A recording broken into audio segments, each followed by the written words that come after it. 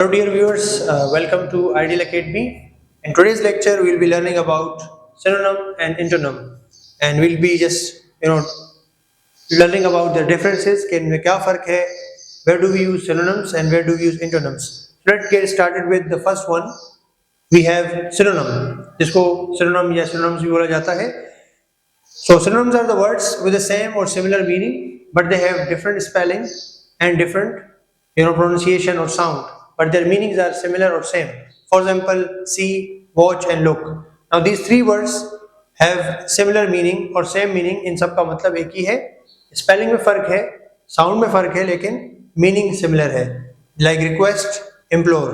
Request गुजारिश करना, implore also means गुजारिश करना. इसके अलावा we have some other words जैसे हमारे पास है rich and wealthy, glad, happy. So words with the same meaning are called synonyms, जिसको उर्दू में हम मुतरादिफ कहते हैं, यानी हम मायने अल्फाज. इसके बाद we have antonyms. Antonyms क्या है? Antonyms are the words that they have opposite meanings, जिनको उर्दू में हम मुतजाद कहते हैं, यानी अल्फाज और उसका उलट.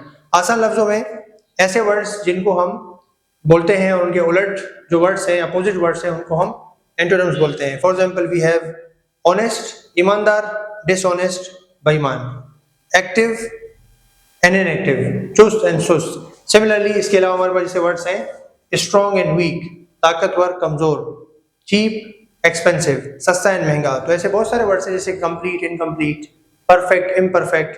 तो ऐसे वर्ड्स को हम एंटोनिम्स बोलते हैं. तो synonyms, words with the same meaning, antonyms, words with the opposite meaning. So I hope you understood these two basic concepts. For more videos, stay connected. Thank you.